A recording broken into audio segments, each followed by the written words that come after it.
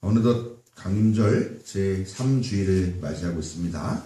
오늘도 동행하심을 빌며 세우신 교회에 나와 은총을 구하는 사랑하는 자녀들에게 하나님의 사랑과 은혜가 가득하시기를 성어거이, 성자, 성령의 이름으로 축원합니다. 해마다 성탄절을 준비하면서 아기 또 예수를 기다리는 이 절기를 보내는데 참 힘들어요. 이게 절기 설교가 성경 본문은 한정되어 있고 또 그러다 보면 뭐 새로운 걸 캐내야 되는데 그런 영적인 통찰력은 없고 미천은 떨어지고 그래서 이게 참 힘들고 그런 생각이 드는데 올해는 특별히 더 그런 생각을 한번 해봤습니다. 왜 성탄절이라는 이런 독특한 행사를 일생에 한 번이나 아니면 5년에 한 번 아니면 10년, 20년에 한 번 정도만 그 예수님의 오심을 기다리고 또 기념해도 될 것 같은데 왜 이 절기를 매년 반복할까? 그런 생각을 한번 해봤습니다. 혹시 우리가 해마다 아기 예수님의 나심을 기다리면서 우리가 마땅히 해야 할 것들을 예수님이 매년 오셔서 우리 대신 해줄 거다라고 하는 그런 나태함, 그런 것 때문에 정작 우리는 아무것도 하지 않고 그냥 단순하게 매년 이 성탄절만 반복적으로 챙기고 있는 것은 아닌가 하는 그런 생각들도 한번 해보게 됩니다. 우리가 예수님의 은혜와 이끄심, 그리고 우리에게 주시는 감동과 강한 인상, 이런 것들에 감사하고 예수님이 보여주신 그 삶을 따르며 또 노력하다가 그때 가서 우리가 지치고 더 이상 안 되고 이제 정말 예수님이 새로운 힘을 나에게 주실 때가 되었구나 하는 그때쯤 한번 다시 또 인생에서 성탄절을 되새기고 성탄절을 기념하고 그렇게 하면서 지내면 어떨까. 그렇게 다시 한번 정말 매년 행사가 아니라 일생에서 필요할 때 우리가 자발적으로 예수님의 성탄을 기리는 그런 만남을 갖는 방식의 그런 성탄절은 어떨까? 그렇게 지켜야 되는 게 아닐까 하는 생각을 한번 해보면서 이번 강림절기를 지내고 있습니다. 아무튼 우리가 그렇게 성탄절을 습관적으로 맞는 것이 아니라 진심으로 우리의 삶과 우리의 신앙의 어떤 그런 간절함들을 가지고 맞이하는 그런 강림절기, 그런 성탄절기가 되시기를 주님의 부탁을 드리겠습니다. 오늘의 말씀은 성전에 관한 말씀입니다. 예수님 당시에 지었던 예루살렘 성전은 헤롯 성전이라고 부릅니다. 이 헤롯 성전은 이스라엘 역사상 가장 아름답고 가장 웅장한 건축물로 칭송이 자자했던 그런 건축물이었습니다. 이전에 이스라엘이 잠깐 독립을 했던 적이 있었습니다. 그때 하스몬이라고 하는 왕조가 세워져가지고 그 왕조가 이스라엘을 독립적으로 독립국가를 다스리고 있었었는데 그때 신하 노릇을 하던 사람 중에 에돔 사람이 있었는데 그 사람 이름이 헤롯이었습니다. 근데 이 하스몬 왕조가 로마에 의해서 망하게 되면서 이제 또 이스라엘 지역이 누군가의 다스림을 필요로 하게 됐죠. 그때 마침 이 에돔인 신하였던 헤롯이라는 사람이 로마에게 잘 보여가지고 그 지역을 다스리는 왕으로 임명을 받게 됩니다. 그런데 말씀드린 대로 이 헤롯이라는 사람은 유대인이 아니라 에돔인, 즉 비유대인, 이스라엘식을 말하면 이방인이었죠. 근데 이 비유대인이 유대인 위에서 왕이 되어서 군림하고 통치하고 하려고 보니까 문제가 생기는 거죠. 유대민족은 혈통을 되게 중요하게 생각하는 사람이죠. 그래서 이 정통성이 부족한 헤롯이 유대인의 왕으로서 통치를 하려고 하니까 어떻게 할까 고민을 하다가 성전을 이들이 좋아하고 존경하는 이 성전을 아주 으리으리하고 웅장하게 지어가지고 이 사람들의 종교성에 호소해서 내 통치권을 이렇게 인정받자 이렇게 생각을 했죠. 그렇게 해서 이스라엘 역사상 세 번째로 지어진 이 성전은 그 이전에 있었던 어떤 성전보다 훨씬 더 화려하고 웅장하게 지어졌습니다. 솔로몬이 지은 성전이 으리으리하고 어마어마했다고 이렇게 보면은 나오지만 사실은 그것과는 비교가 되지 않을 만큼 이 헤롯 성전은 엄청나게 화려하고 웅장했던 것이죠. 그래서 당시에 사람들이 무슨 말을 했냐? 야, 이 세상에서 제일 아름다운 건축물이 뭔지 아냐? 네가 만약에 헤롯 성전을 보지 못했다고 한다면 너는 아름다운 건축물을 한 번도 본 적이 없는 것이다. 이런 얘기를 할 정도로 그렇게 대단하게 지었다는 것입니다. 헤롯이 비록 비유대인이고 또 로마 제국주의의 하수인이었고 또 철권 통치 독재자였지만 그래도 그나마 그런 성전을 유대인들에게 지어줘서 그러나마라도 호의적인 평가를 받게 되었다는 거죠. 그렇기 때문에 예수님의 제자들도 마침 예루살렘 성전을 지나가면서 예수님 저 성전 보이시죠? 저 돌 하나하나가 얼마나 정교하고 얼마나 아름답고 저 건물이 얼마나 웅장합니까? 그러면서 입에 침이 마르도록 칭찬을 했다는 거죠. 그런데 그 말씀을 들은 예수님은 그걸 보고 뭐라고 말씀을 하시느냐. 한마디로 끔찍한 소리를 하시죠. 네가 이렇게 멋있고 대단하고 화려한 건물을 보고 있다고 생각하냐? 그렇지만 결국 저 건축물이 돌 위에 돌 하나도 남지 않고 다 무너져 초토화될 날이 곧 올 것이다. 이렇게 말씀하시다는 거죠. 이 마가복음이 쓰여진 게 주 70년경을 전후해서 쓰여졌다라고 이야기를 하고요. 실제로 이 헤롯이 지은 이 웅장한 성전은 이 즈음 주 70년 즈음에 유대인이 반란을 일으켜서 로마와 독립전쟁을 벌이는데 마사다라고 하는 지역에서 최후 항전을 벌이다가 결국은 완전히 초토화가 되는 경우인데 이때 예루살렘 성전도 역시 무너지게 된다는 것입니다. 예수님의 이 예언이 정말 맞은 건지 아니면은 그 성전이 무너진 것을 경험한 마가복음 기록한 사람이 과거에 예수님의 입에다가 이 말을 갖다 넣어놓은 건지는 정확하게 모르겠습니다만 분명한 것은 이 말씀이 그 당시에도 상당하게 중요한 의미를 갖고 있었을 뿐만 아니라 2000년 후를 살고 있는 지금 우리들에게도 우리의 옆구리를 찌르고 우리의 폐부를 찌르는 아주 예리한 말씀. 예리한 말씀이 뭡니까? 예리한 말씀. 예언이죠, 예언. 예. 이 예언이 되어서 우리에게 영적 통찰력을 주고 있다 하는 생각을 하면서요. 사실 오늘도까지도 이 섬뜩한 말씀인데 이 예수님의 예언이 무슨 의미일까 하는 것을 이렇게 생각해 보고자 합니다. 우선 정치적 목적으로 지은 성전은 반드시 무너집니다. 당시에 그렇게 아름답게 그렇게 고급스럽게 지었던 건물이지만 결국 무너지게 되죠. 온갖 화려하고 고급스러운 자재를 외국에서 다 공수에다가 진 그런 아름다운 건물이었지만 하나님은 그런 집을 원하시는 게 아니었습니다. 하나님이 원하시는 건 뭐냐? 사무엘상 15장 22절 우리가 너무나 잘 아는 말씀입니다. 하나님은 순종이 제사보다 낫고 말씀을 따르는 것이 기름보다 낫다고 그렇게 우리에게 말씀하시는 거죠. 헤롯은 이 아름답고 이 웅장한 성전을 하나님의 말씀에 순종하고 그 말씀을 따르려고 하는 그런 의도로 지은 것이 아니라 자신의 정치적인 목적을 위해서 화려하게 지었다는 겁니다. 거기다가 이 성전 안에서 일해야 될 사람들을 뽑는데 거기에도 율법과 절차가 있어요. 그럼에도 불구하고 이 헤롯은 거기에서 일할 대제사장과 제사장들을 자기 마음대로 자기 뜻대로 자기 말 잘 듣는 신복들을 이방인이건 유대인이건 관계없이 막 임명했다라는 거죠. 헤롯은 이 성전을 중심으로 자신의 정치력을 형성하였고 그 성전 세력들을 장악하게 되는 거죠. 헤롯에게 있어서 그 아름답고 웅장했던 성전은 그냥 그런 용도로 사용하기 위한 도구에 지나지 않았다라는 것입니다. 정치적이다라고 말하면 하나님은 정치적이신 분일까요? 아닐까요? 대답들을 안 하시는 거 보니까 제가 그동안 신앙 교육을 하나님 정치적이시지 않을지 모르지만 인간이 정치적일 수밖에 없죠.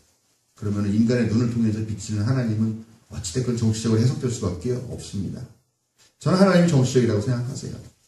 근데 그 하나님의 정치적이라는 건 뭐냐? 독재나 폭력, 부당한 권력이 아니라 하나님의 백성을 위하는 정치. 독재나 폭력, 부당한 권력에 의한 정치라는 건 항상 소수의 이권을 위해서만 움직이고 그런 것들만 추구합니다만 하나님의 정치는 다수와 대부분의 약자들을 위한 정치이기 때문에 저는 하나님은 상당히 정치적인 분이시라고 생각을 합니다. 그것이 이 성서의 사상을 맞는다라고 저는 그렇게 항상 고백을 합니다. 그런 정치를 한다 그러면은요, 뭐가 걱정이겠습니까? 그러나 헤롯의 정치는 보시다시피 제사장들과 소수의 기득권자를 위한 그런 정치였다는 것이 문제죠. 옛날 지금이나 정치적인 이권에 따라서 움직이는 교회가 많아도 참 많습니다.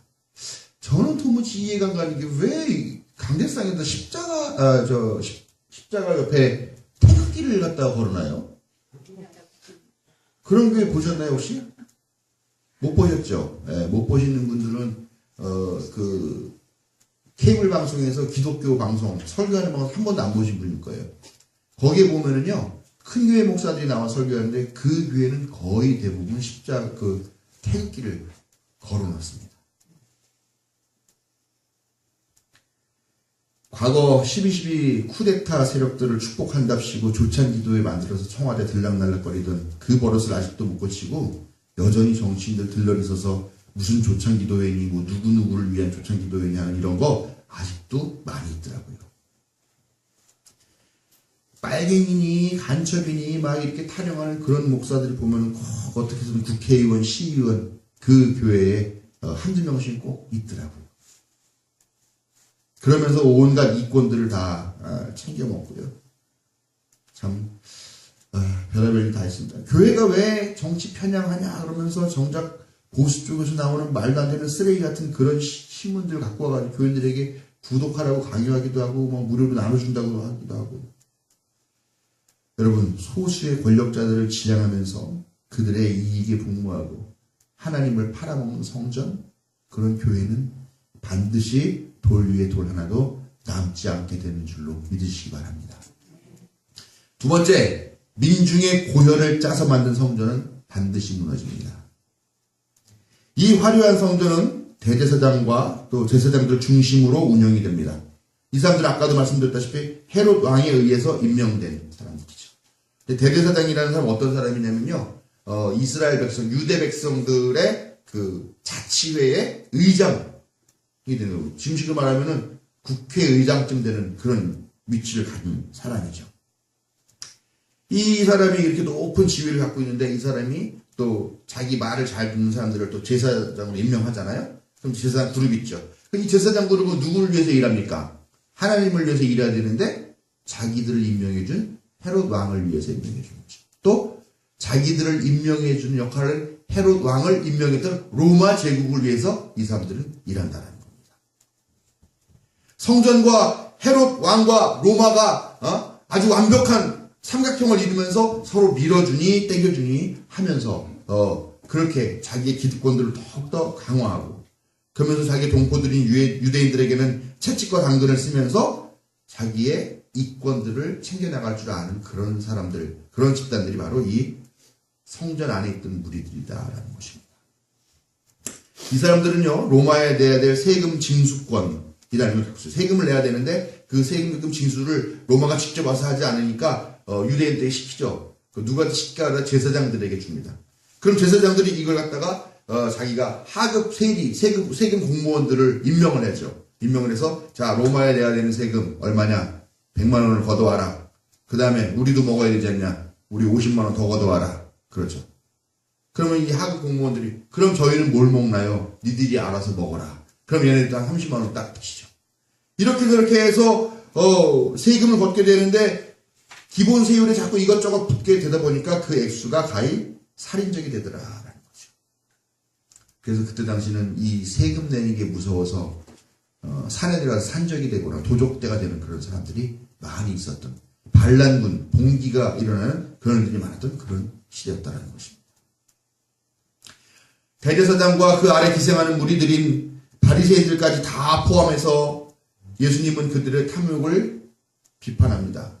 하루살이는 걸러내면서 낙타는 삼키는 놈들아. 성전을 두고 맹세한 건 안 지켜도 되지만 성전에 금을 두고 맹세한 것은 반드시 지켜야 된다고 말하는 이놈들아.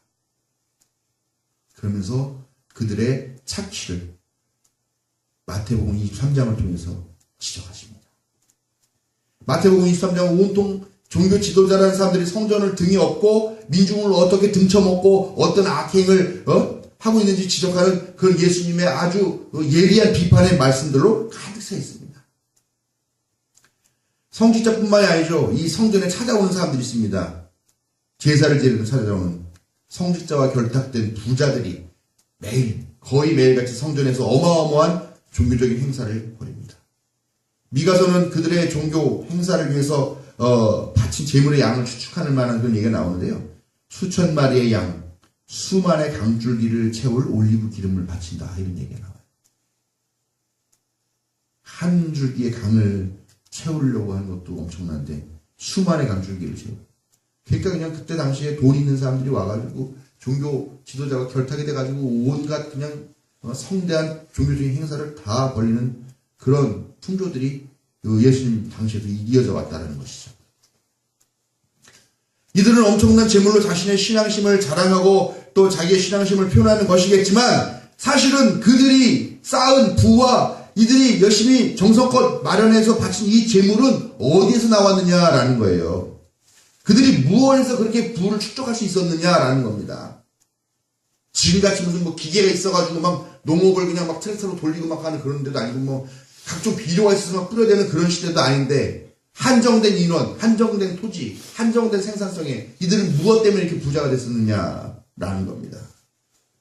꾸준하게 예언자들이 지적을 하고 있죠. 결국 가난한 이웃들로부터 고리대금을 챙기고 고율의 세금을 착취하여 얻은 것, 살인적인 소장료, 임대료, 지대를 뜯어내면서 번 돈으로 하나님께 그런 성대한 제사를 지내고 있었다는 것입니다.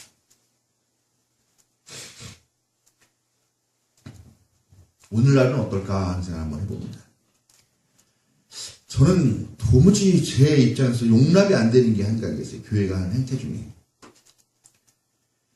저는요, 교회가 돈이 많으면 그걸로 집을 예쁘게 지어서 정말 잘 곳이 없어서 그렇게 풍천모숙하는 사람들을 데려다가 그 집에서 편안하게 잠잘 수 있게 그런 일을 하는 게 저는 교회라고 생각을 합니다.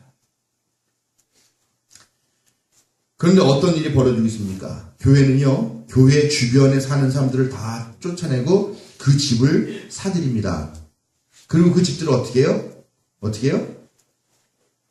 다 까부시고요, 거기 주차장 만듭니다. 저는 기가 막혀요.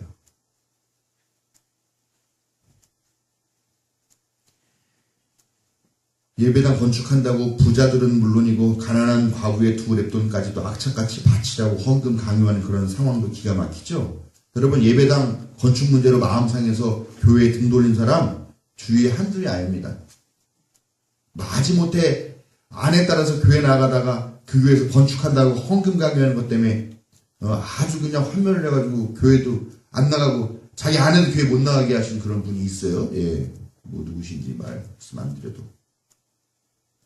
그런 사람이 한둘이 아닙니다. 가난한 사람들이 위로받고 새 힘을 얻고자 찾아가는 교회인데 거기 가서 기가 죽고 위화감을 느끼고 기분이 상하고 자존심에 상처있고 결국 교회를 떠나오는 것을 또 얼마나 많이 보게 됩니까? 교회에 청년이 없다고 얘기가 많죠. 근데요, 요즘 정부가 청년 실업 대책 막 나오면서 우리 청년 배당금 이런 거 같은 거 주는 거 같고 제일 아마 침튀기면서 욕하는 사람들이 교회 장로들이 아닌가 하는 생각을 해요. 예? 왜 쓸데없이 하냐고 막 그러는데, 여러분, 먹고 살기도 힘들어서 학비 내랴 아르바이트도 몇 개 시키면서 근근히 정말 버티는 그 청년들을, 그들의 삶을 돌아보지 않으면서 교회에 청년이 없다는 그런 하소연만 합니까? 저는 목회하면서 꿈이 있어요. 이게 제가 죽기 전에 평생에 이루게 될 수 있을지는 잘 모르겠습니다.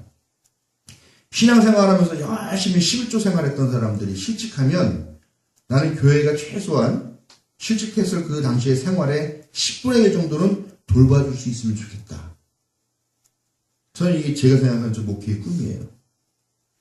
악착같이 헌금 뽑아내는 그런 교회가 아니라 악착같이 부흥에 와가지고 교인들 주머니 탈탈 털어가는 그런 부흥사, 그런 사람을 칭찬하는 그런 교회가 아니라 정말 가난한 장발장이 와가지고 은촛대를 훔쳐가는데 그래도 기꺼이 훔쳐갈 수 있도록 놔두고 눈 못 보는 척 눈 감아주는 그런 교회가 지금 이 시대에 꼭 필요한 교회가 아닌가 하는 생각을 하게 됩니다. 여러분, 이렇게 악착같이 지은 교회들은 결국 은행빚을 갚지 못하고 경매 뇌물로 나오는 일이 얼마나 많은지 모릅니다. 그렇게 교인들 은행 대출 내라 그러고 주머니 털고 온갖 쌈짓돈 다 털어서 지은 예배당인데 결국 그걸 유지하지 못하고 그 건물을 누가 사서 들어오느냐, 소위 이단 교회들이 그걸 매입해서 그 자리에 들어옵니다. 이게 바로 돌 위에 돌 하나 남지 않고 무너진 현상이 아니고 무엇일까 하는 생각을 한번 해보게 됩니다. 세 번째, 장사꾼의 장마당이 되는 성전은 반드시 무너집니다. 예수님이 성전에 들어가셔서 장사하는 사람들 그 상을 다 뒤집어 엎고 막 노끈을 만들어서 채찍을 휘둘르시면서 성전을 깨끗하게 하신 그런 사건이 있었습니다. 이 돌발 행동으로 인해서 대제사장 무리들은 아주 경노를 하게 되죠. 그래서 이 사람들이 모여서 야, 어떻게 하면 저놈을 죽여버릴까, 이런 논의를 시작하게 되는 그런 계기가 됩니다. 근데요, 사실 성전 마당에서 벌어진 이 장터는요, 성전을 이용하는 사람들, 성전에서 그 장사를 하도록 허가했던 그 세력들에게도 상당히 꽤 괜찮은 장사이기도 하지만요, 그 시장을 이용하는 사람들이나 순례객들에게도 매우 편리한 그런 시스템이었다라는 겁니다. 원스톱 편리 재물 제공 시스템이라고 이렇게 이름을 붙였는데요. 저기 부산쯤 되는 곳에서부터 이 성전으로 재물을 드리려고 옵니다. 제가 하나님께 받은 사랑이 커서 정말 괜찮은 수송아지 한 마리를 끌고 와요. 부산서부터 그걸 끌고 온다고 생각해 보세요. 얼마나 힘든 일이겠습니까? 근데 성전에 오면 웃돈을 조금만 얹어주면 바로 성전에서 구입할 수 있어요. 괜찮은 시스템이지 않습니까? 근데 이게 또 클린 순정 재물 인증을 또 해줘요. 네? 예수님, 하나님께 바치는 재물은요, 뭐 다리가 하나 없어도 안 되고 어디에 상처가 있어도 안 되고 정말 말 그대로 깨끗한 아주 퓨어한 그런 순정품으로 맞춰야 되는 거죠. 근데 끌고 가다가 짐승들이 달려 들어가가지고 상처라도 내고 뭐 다리라도 하나 뜯어먹고 하면은 이런 낭비일 수가 없잖아요. 근데 성전에 가면, 그 마당에 가면은 아주 그 제사장들이 검정, KS, 해썹 딱 도장 탁 찍어놓은 아주 그냥 아주 순결하고 깨끗하고 흠없는 그런 재물들이 쫙 널려 있어요. 얼마나 좋은 시스템입니까? 또 성전세를 내야 돼요, 성전에 가면. 근데 성전세가 말하자면 우리가 우리 100원, 500원 이렇게 동전으로 내야 되는데 그런 동전으로 내는 게 아니라요, 우리가 쓰지도 않는 저기 어디로 따지면 어떻게 될까요? 뭐 중국 동전? 아니면 북한 동전? 이런 동전으로 내야 돼요. 아니, 그걸 어디 가서 구해요? 평상시에 쓸 수 있는 것도 아니고, 뭐 달러면은 그걸 갖고 다니면서 뭐 쓸 수 있지. 별로 쓰지도 않는 그런 거. 그럼 어떡합니까? 이게 성전세 내는 것도 걱정이죠. 근데 성전 가면은 그걸 약간의 수수료 받고 바꿔주는 사람이 있어요. 얼마나 편리합니까? 예? 헌금. 헌금 현찰이 없네? 예, 우리 교회는 카드로 계산이 됩니다. 야, 참 얼마나 편리합니까? 그런데 예수님은 이런 편리하고 또 성전 운영에도 이득이 되는 이 효율적인 시스템을 뒤집어 엎으셨어요. 그러면서 강도의 소굴이라고 매일 비난을 하세요. 아마도 이 마당에서 벌어지는 거래 행위로 대제사장 무리가 이익을 챙기는 것, 그 장사 속에 대한 비난이 이게 분명하긴 한데요. 또 한편으로는 거기를 이용하는 사람들에 대한 그런 가르침도 있는 게 아닌가라는 생각을 해요. 하나님께 제물을 드리는 이 행위가 편리함, 효율성, 안전성, 또 안전성, 이런 것으로만 찾으려고 하는 그런 신자들의 천박한 신앙심을 예수님은 강도로 표현하는 것은 아닌가 하는 생각도 한번 해보게 된다는 것입니다. 얼마 전에 제가 우연하게 어떤 교회에 이렇게 어떤 위원회 얘기를 들었어요. 근데 위원회가 보통 그게 뭐 교육위원회, 뭐 선교위원회, 뭐 봉사위원회, 뭐 또 새신자위원회 뭐 이런 게 있잖아요. 근데 무슨 위원회인 줄 아세요? 주차관리위원회라는 게 있습니다. 그 주차관리위원회가 있냐? 야, 이건 좀 말도 안 된다. 이런 게 있냐? 난 들어본 적도 없는데 했더니 요즘 많대요. 큰 교회는 다 있다고 합니다. 그런데요, 그 주차관리위원회가요, 발레 파킹을 해준답니다. 차를 타고 앞에 딱 세우고 예배당 들어가면 그 발레 파킹하는 그 주차관리위원회 집사, 권사, 장로들이요, 차를 직접 대신 운전해서 주차를 하고 또 나올 때는 또 빠져나가기 싫은 곳에 다 이렇게 대놓고 그렇게 한답니다. 요 앞에 있는 어떤 교회는 지나가다 보니까 주일날은 교회 임직원은 교회 주일은 주차장에 주차를 할 수 없습니다. 예, 우리는 섬겨야 합니다. 집사나 아니면 뭐 세신자나 이런 사람들을 위해서 우리가 주차 공간을 비워놔야 됩니다. 이렇게 써놨습니다. 하면서 제가 그걸 보면서 야, 저렇게까지 해야 되나 하는 생각을 솔직히 좀 했습니다. 그 교회에 가면 주차장도 넓어. 야, 게다가 발레 파킹까지 해준대. 야, 편리하고 좋다. 그 교회 가자. 야, 좋은 만남 교회는 주차장도 없어. 거기 좁아. 골목에서 막 난리나. 야, 아유, 피곤해. 가지마. 언제 거기 버스 타고 가냐? 교통도 불편하던데. 속상합니다. 네. 신앙심이 거래 양상을 띠면, 또 선심의 모습을 띠면, 상행위 같이 이득이 있어서, 편리해서, 이런 신앙, 저는 잘 모르겠습니다. 그런 성전이, 그런 교회가 무너지는지 안 무너지는지는 저도 좀 더 두고 지켜봐야 할 일인 것 같습니다. 마지막으로 새 시대를 준비하지 못하는 성전은 무너집니다. 이스라엘은 새 시대를 맞이했어요. 바로 예수라는 사람 때문에 새 시대가 열렸어요. 이 예수가 아주 유명하고 뭐 대단한 가르침을 하고 막 대단히 심오해서 막 사람들을 우르르 몰고 다니면서 막 그분들같이 한 그 정도까지는 아니었던 그런 운동이었었어요. 그렇지만 예수님이 아주 분명하게 그 이전과는 완전히 차별화되는 하나님 나라를 재해석하고 전혀 새로운 비전을 제시하신 그런 분이셨다는 겁니다. 그러나 그 당시에 기득권자들은 그 기득권에 취해 있어서 대제사장, 제사장들, 바리새인들, 율법학자들, 이 사람들은 이 새 시대의 도래를 눈치채지 못하고 예수님을 알아보지 못했습니다. 그동안은 이 세상이 성전과 대제사장 중심이었습니다마는 예수님이 오신 다음부터는 하나님의 자녀들인 이 민중이 주인공이 되었습니다.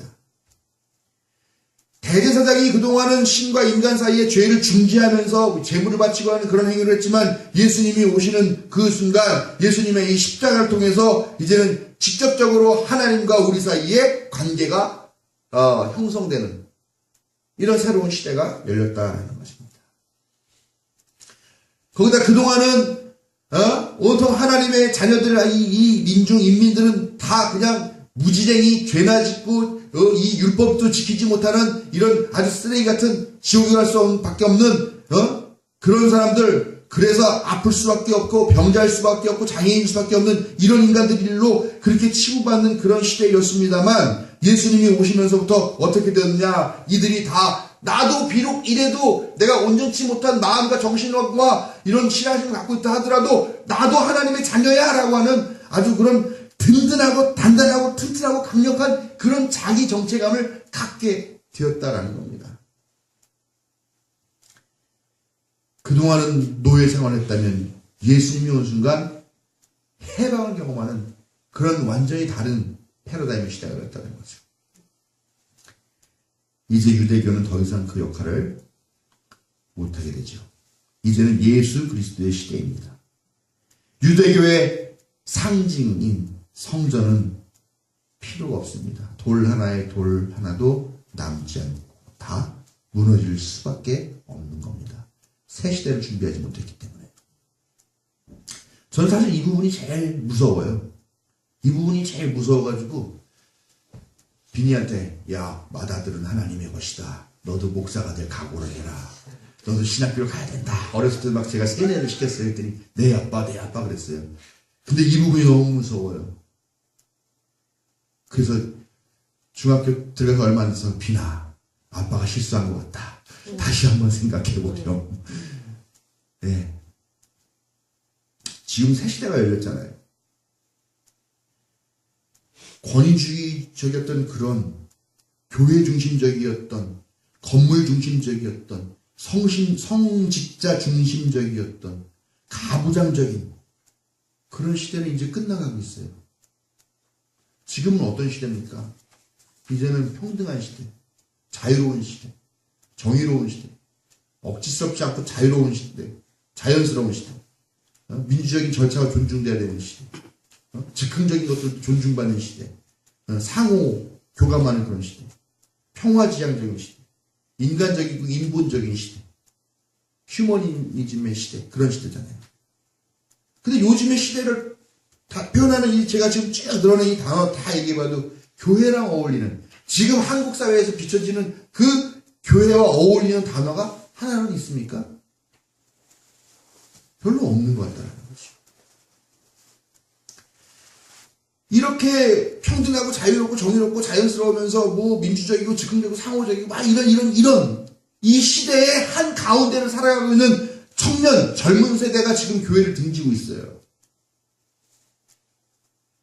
이 변하는 시대를 준비하지 못하고 이 변하는 시대에 맞춰서 옷을 갈아입지 못하는 이 교회. 그래서 젊은이들이 교회에 설 자리가 없으니까 교회를 떠나는 거죠. 교회에 오면 답답해요. 예? 어디 가나 사회 가면은 그래도 젊은 사람들 한번 얘기 들어보자라고 자리 만들었는데 교회는 니까치게 뭘 알아. 다 그래봤자 무슨 큰아버지 작은아버지 뭐 삼촌 뭐 친구네 삼촌 뭐. 다 그런 걸 꽁꽁 얽혀있고 그러니까 존재를 인정해 주지도 않고 자기들이 만들어 놓은 그 거대한 성체에 이 아이들은 정말 아이들 취급밖에 안 하는 그런 교회, 그런 시대라는 거죠. 답답하죠. 숨이 막혀요. 교회를 떠나갈 수밖에 없는 시대라는 겁니다. 젊은이들이 없는 이 교회가 앞으로 몇 년이나 더 버틸 수 있을까요? 지금 경제력 있는 분들이 머지않아 노년기로 접어들게 될 텐데 그럼 그때가 돼서 교회 재정을 책임지고 지금 교회 운영에 함께 할 사람이 과연 얼마나 남아있게 될까요? 시대를 읽지 못하는 교회는 결국 무너질 수밖에 없습니다. 단지 그 시간이 얼마나 걸리느냐의 차이만 있을 뿐입니다.